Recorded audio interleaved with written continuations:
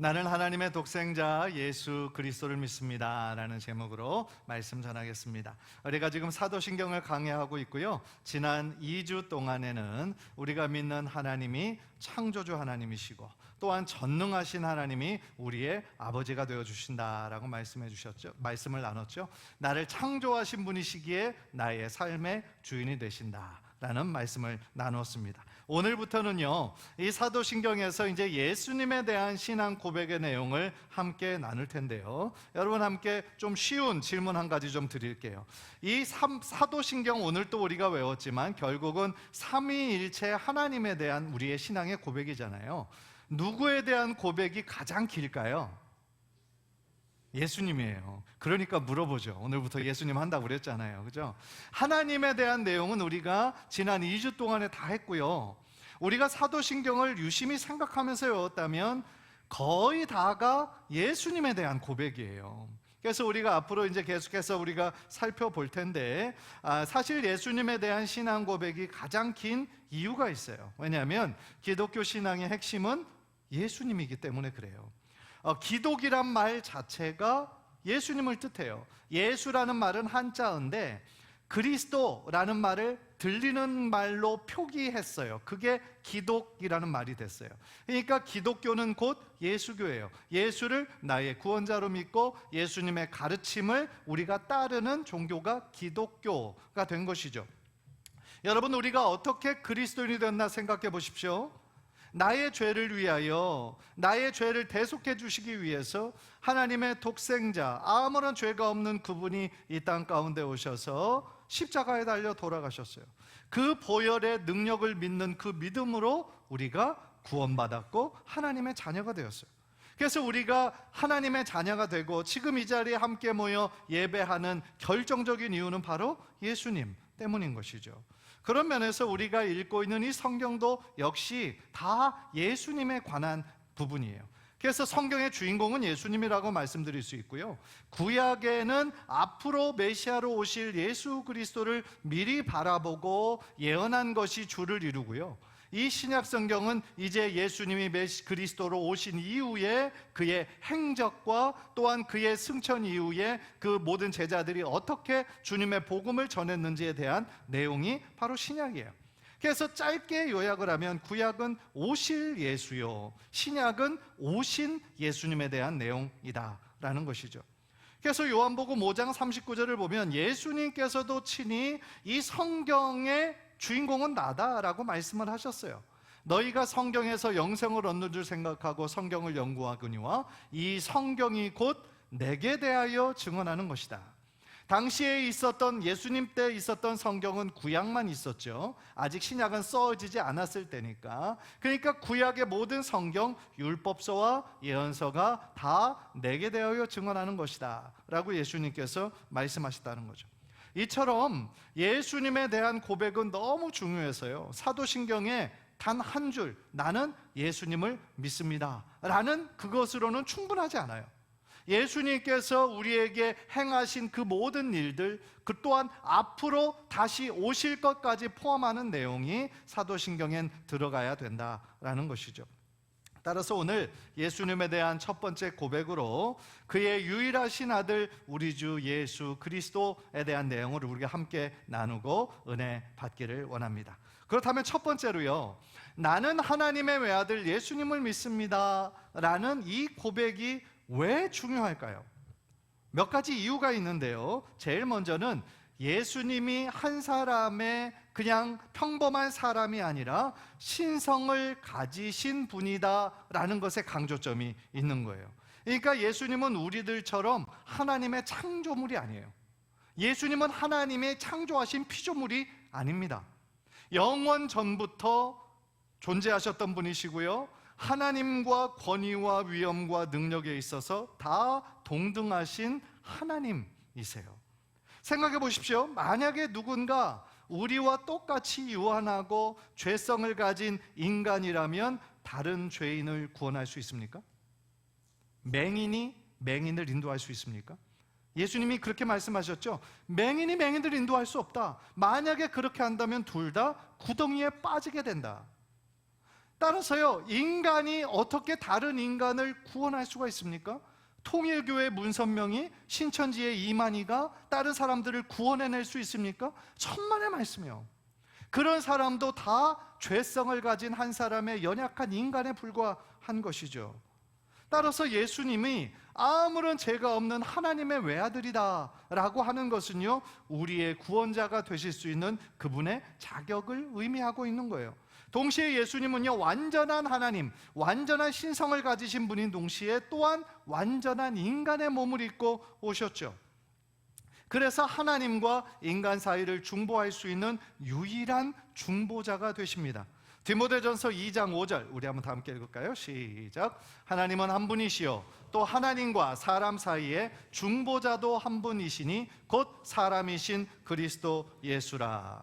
이 구절에서 하나님은 완전한 하나님이시요 또한 완전한 사람이시기 때문에 하나님과 우리 사이에 중보자가 되실 수 있음을 말하고 있죠. 생각해 보십시오.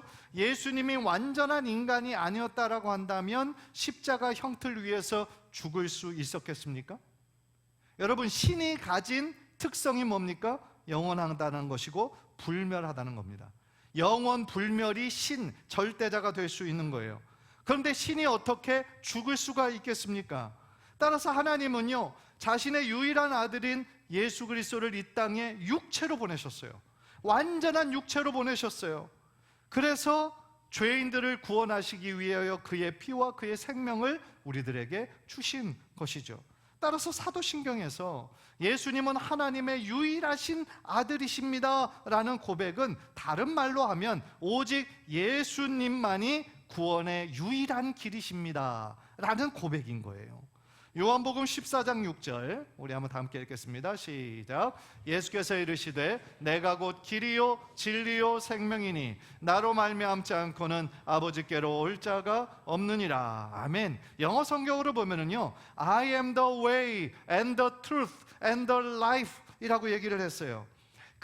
여기에 길과 진리와 생명 앞에 더라고 하는 정관사를 붙였는데요, 영어의 용법에 의하면 더를 붙일 수 있는 것은 유일할 때 더를 붙입니다. 그러니까 예수님께서 말씀하시는 것은 뭡니까? 내가 곧 유일한 길이요 유일한 진리요 유일한 생명이다 라고 말씀하시는 거예요. 그렇기 때문에 하나님께 나아갈 때 반드시 나를 통해서만 하나님께 나아갈 수가 있다 라고 선언하시는 거예요. 따라서 사도신경에서 예수님이 하나님의 유일하신 외아들이다 라는 고백은요, 오직 예수님을 통해서만 우리가 하나님께 나아갈 수 있다 라는 그런 뜻인 거예요.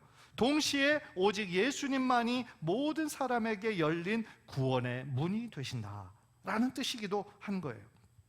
사랑하는 성도 여러분, 그렇다면 우리가 이 사도신경을 외울 때마다 이 부분을 우리가 이렇게 암송하면서 어떤 마음을 품어야 되겠습니까?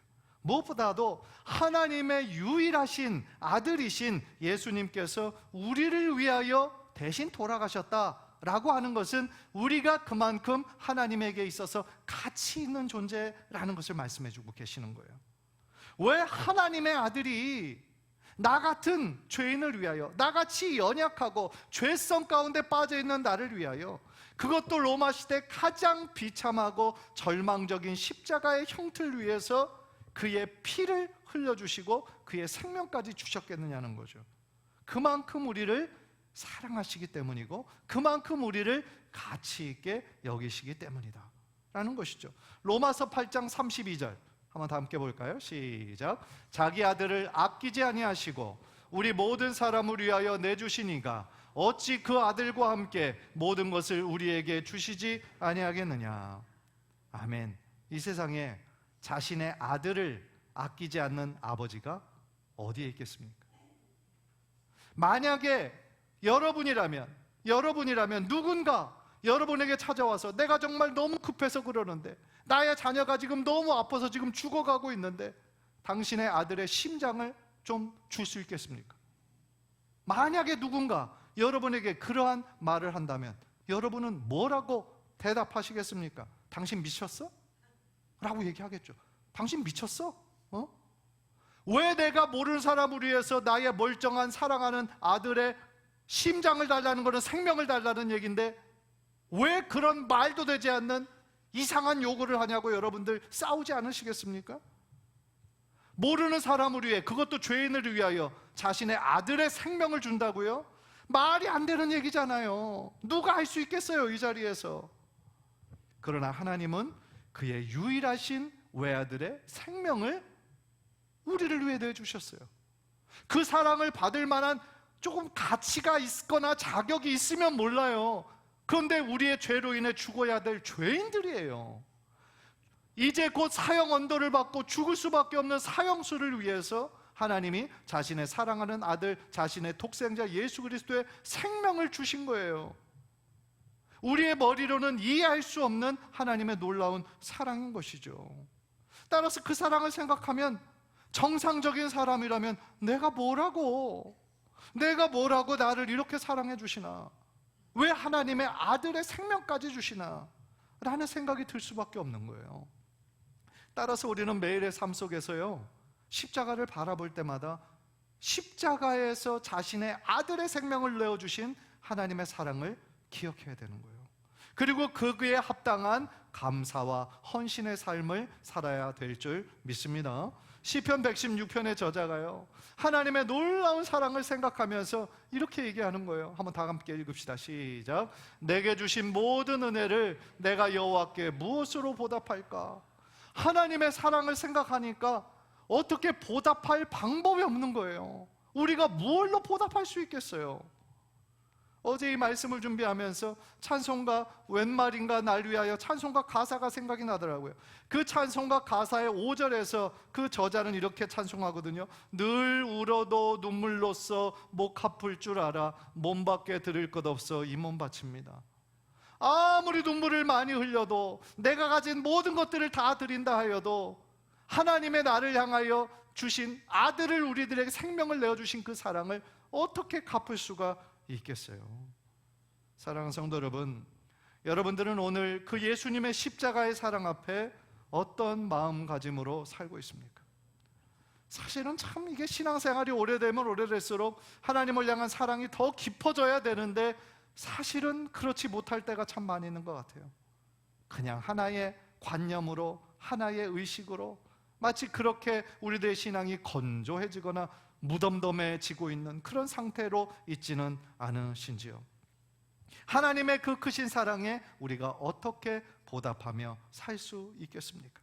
한절을 바라기는 예수님께서 우리들에게 삶으로 보여주시고 또한 명령하신 것처럼 우리의 마음과 목숨과 뜻을 다하여 하나님을 사랑하고, 또한 사랑하고 섬기라고 우리들에게 허락해 주신 우리의 가족과 우리의 성도들과 또한 우리의 이웃들을 위하여 열심히 사랑하고 섬겨서 우리를 향한 하나님의, 예수님의 그 사랑이 헛되지 않고 나를 통하여 예수님의 그 사랑이 잘 흘러갈 수 있는 사랑의 통로가 되고, 더 나아가 축복의 통로가 되는 우리 성도님들의 삶이 되시기를 주님의 이름으로 간절히 축원합니다. 두 번째로 이 사도신경의 예수님에 대한 고백은요, 나는 예수, 우리 주 예수 그리스도를 믿습니다. 그렇게 이어지고 있어요. 오늘 본문에 위치한 마태복음 16장을 보면요, 베드로가 예수님을 향하여 고백했던 놀라운 신앙 고백이 나오죠. 어느 날에 예수님께서 제자들과 함께 가시다가 제자들에게 묻습니다. 사람들이 나를 누구라고 얘기하더냐? 그랬더니 제자들이 어떤 사람은 세례 요한이라고도 하고, 어떤 사람은 엘리야가 다시 왔다고도 하고, 어떤 사람은 예레미야라고도 하고, 예언자 중에 한 사람이라고 하더이다. 그래서 예수님께서 그러냐? 그러면서 뭐라고 또 질문하셨냐면, 그러면 너희는 나를 누구라 하느냐? 너희는 나를 누구라 하느냐? 물으셨어요. 아마 예수님은요, 그 질문을 하시면서 이 군중들과 또한 자신을 따르는 제자들이 자신을 바라보는 것이 무엇이 다른지 한번 확인해 보고 싶으셨던 것 같아요. 그런데 예수님의 이 질문이 굉장히 중요합니다. 왜냐하면요, 다른 사람의 신앙 고백이 중요한 게 아니에요. 우리의 신앙생활을 하는 데 있어서 다른 사람의 신앙 고백이 중요한 게 아니에요. 나 자신의 신앙 고백이 중요해요. 예수님이 오늘 여러분들에게도 물으세요. 너는 나를 누구라고 생각하느냐? 너는 나를 누구라고 생각하니? 너는 나를 어떻게 믿고 있니? 라고 물으신다면 우리가 무엇이라고 대답할 수 있을까 진지하게 여러분 스스로에게 질문하고 거기에 대한 답변을 가지고 있어야 된다는 거죠. 그때 베드로는요, 다른 제자들보다 아주 훌륭하게 앞서서 주님에 대한 고백을 해요. 그것이 유명한 16절이죠. 우리 한번 다 함께 한번 읽을까요? 시작. 시몬 베드로가 대답하여 이르되 주는 그리스도시요 살아계신 하나님의 아들이시니이다. 아멘. 먼저 주는 그리스도시요 주님이라고 고백했는데, 원어로 보니까, 어제 또 영어 성경으로 같이 이렇게 보니까 You are Christ 그랬어요. 그러니까 당신은 그리스도십니다 라고 고백을 한 거죠. 우리가 보통 예수 그리스도를 같이 부를 때가 많아요. 예수 그리스도, 그렇죠? 그냥 한 단어인 것처럼 예수 그리스도라고 부를 때가 많은데, 사실은 예수 그리스도는요, 예수가 그리스도다라는 선언이에요. 그리스도라는 뜻은요, 구약의 히브리어로 메시아라는 말과 똑같아요. 그리스도는 당시에 그리그로 그 헬라어로 쓰여진 말이고요, 똑같은 말이에요. 메시아가 곧 그리스도예요. 그리고 그 뜻은 기름 부음 받은 자, 구원자라는 뜻이 있어요. 그러니까 지금 베드로가 주는 그리스도십니다, 당신은 그리스도십니다 라는 얘기는 당신은 메시아이십니다, 우리 이스라엘 온 백성이 지난 400년 이상 기다렸던 메시아, 그분이 바로 당신이십니다 라고 지금 고백을 하고 있는 거예요. 흥미로운 거는요, 예수님이라는 그 이름의 뜻도 하나님이 구원하신다라는 뜻을 가지고 있다는 거예요. 예수라는 그 이름을 요셉과 마리아가 자기네들이 정해서 원해서 쓴 이름이 아니에요. 천사가 나타나 아이의 이름을 예수라 하라 명령했죠. 그 다음에 바로 이유를 얘기했죠. 이는 그가 자기 백성을 그들의 죄에서 구원할 자임이러라 라고 이야기를 합니다. 무슨 뜻입니까? 예수님은 태어나실 때부터 모든 인류와 백성을 구원하셔야 되는 사명을 가지고 태어나신 거였죠. 따라서 베드로가 당신은 그리스도입니다 라고, 또 이어서 당신은 살아계신 하나님의 아들이십니다 라고 고백한 것은요, 당신이 우리가 오랫동안 기다리던 메시아이요, 또한 하나님께서 당신을 이 땅에 보내셨습니다 라고 고백하는 거죠. 예수님은 그의 고백을 들으시고 마음에 기뻐하셨던 것 같아요. 바요나 시몬아, 네가 복이 있다 라고 말씀해 주셨어요. 그러면서 너에게 그 사실을 알려주신 것은 하나님이시다 라고 얘기를 합니다. 무슨 얘기예요? 베드로의 어떤 지식이 아니라, 베드로의 어떤 실력이 아니라, 하나님께서 베드로로 하여금 예수가 참 하나님의 아들이심을 바라볼 수 있는 영적인 진리를 깨닫게 하셨다라는 것이죠. 그리고 예수님은 18절에서 아주 놀라운 말씀을 하세요. 또 내가 내게 이르노니 너는 베드로라. 내가 이 반석 위에 내 교회를 세우리니 음부의 권세가 이기지 못하리라 말씀하셨어요. 베드로라는 이름의 뜻은 반석이라는 뜻이에요. 그러니까 너는 베드로라, 내가 이 반석 위에. 그러니까 이 반석은 베드로인데, 그럼 베드로 위에 교회를 세우겠다, 무슨 뜻일까요? 베드로가 방금 전에 고백했던 예수님을 향한 그 신앙의 고백 위에 하나님께서 하나님의 교회를 세우시겠다라는 거예요. 따라서 그 권세가 얼마나 강력한지 음부의 권세가 이기지 못할 거다라고 얘기합니다. 음부의 권세는 어둠의 권세, 죽음의 권세예요. 그거는 곧 사단이 지배하는 권세예요. 그러니까 다시 말하면 사단이 지배하는 음부의 죽음의 권세가 아무리 강하다 할지라도 절대로 하나님의 교회를 이기지 못한다 라고 말씀을 하시는 거예요. 다시 말하면 베드로의 신앙 고백 위에 세워진 하나님의 교회는 흔들리지 않고 영원할 것이다 라고 예수님이 선언해 주시는 것이죠. 그때 이후로요, 예수님께서는 예수님의 피값으로 모든 주님의 교회를 세우셨습니다. 우리 교회도 그 믿음의 고백 위에 세워진 교회예요. 우리 교회뿐 아니라 이 땅에 존재하는 모든 교회도 다 같은 믿음의 고백 위에 서 있어요. 모든 교회의 머리는 담임 목사가 아니에요. 모든 교회의 머리는 예수 그리스도세요. 또한 우리 모든 성도들은 예수 그리스도의 몸을 이루는 지체이고 몸을 이루고 있다라는 것이죠. 계속해서 성경을 읽어보면요, 베드로는 예수님의 십자가와 부활을 경험합니다.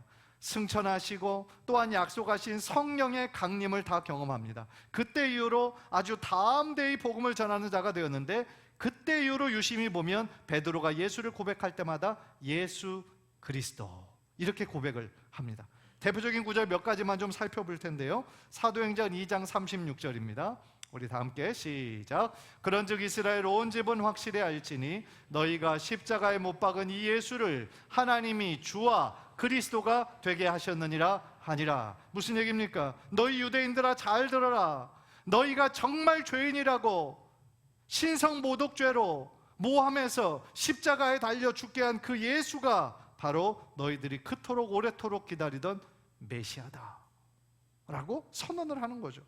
사도행전 3장 6절도 한번 볼까요? 시작. 베드로가 이르되 은과 금은 내게 없거니와 내게 있는 이것을 내게 주노니 나사렛 예수 그리스도의 이름으로 일어나 걸으라 하고 날 때부터 걸을 수 없었던 그 사람에게 베드로와 요한은 이렇게 선언을 하는 거죠. 은과 금은 내게 없거니와 나사렛 예수 그리스도의 이름으로 일어나 걸으라 하고 그의 손을 붙잡아 일으켰을 때 한 번도 써보지 못했던 그의 다리와 관절과 그 모든 것들이 일어나게 되었다라고 성경은 증언하고 있는 것이죠. 한 구절만 더 보겠습니다. 사도행전 4장 10절부터 12절인데요 한 절 한 절 교독하겠습니다. 10절 제가 먼저 읽겠습니다. 너희와 모든 이스라엘 백성들은 알라. 너희가 십자가에 못 박고 하나님이 죽은 자 가운데서 살리신 나사렛 예수 그리스도의 이름으로 이 사람이 건강하게 되어 너희 앞에 섰느니라.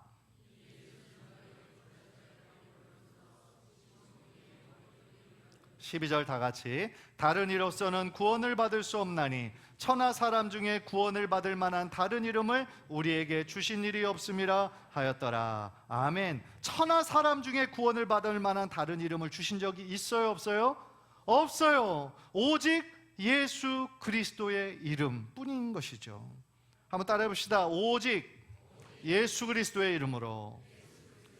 오직 예수 그리스도의 이름밖에 없어요. 오직 예수 그리스도의 이름이 하나님께 이르는 유일한 길이고 예수 그리스도의 이름으로 우리는 다 구원을 받았다라는 것이죠. 이처럼 예수가 그리스도이시기 때문에 예수 그리스도의 이름에 능력이 있는 줄 믿습니다. 예수 그리스도의 이름으로 병든 자가 치유를 받아요. 예수 그리스도의 이름으로 귀신 사단이 물러갑니다. 예수 그리스도의 이름으로 구원을 받고 우리가 전체가 새롭게 될 수 있다라는 것이죠. 그렇기 때문에 우리는 능력의 예수 그리스도의 이름을 의지하며 기도하는 거예요. 아주 가끔씩 어떤 분이 이렇게 대표 기도 하시면서 아주 기도의 내용을 은혜롭게 잘 하셨는데 마지막에 예수님의 이름으로 기도합니다를 깜빡하시는 분이 계세요. 제가 우리 동학교에 와서 한 2분 정도 계셨던 것 같아요. 그래서 제가 조금 당황한 적이 있었어요. 그러니까 아마도 긴장하셔가지고 준비한 거는 다 잘 이렇게 말씀하셨는데 제일 마지막은 그냥 다 아는 거니까 외워서 해야 되겠다라고 마음 먹으셨는데 아마 깜빡하셨던 것 같아요. 그런데 여러분, 모든 기도에 예수님의 이름으로 기도하는 것은 굉장히 중요해요. 왜냐하면 예수님께서 우리의 중보자가 되시기 때문에 그래요.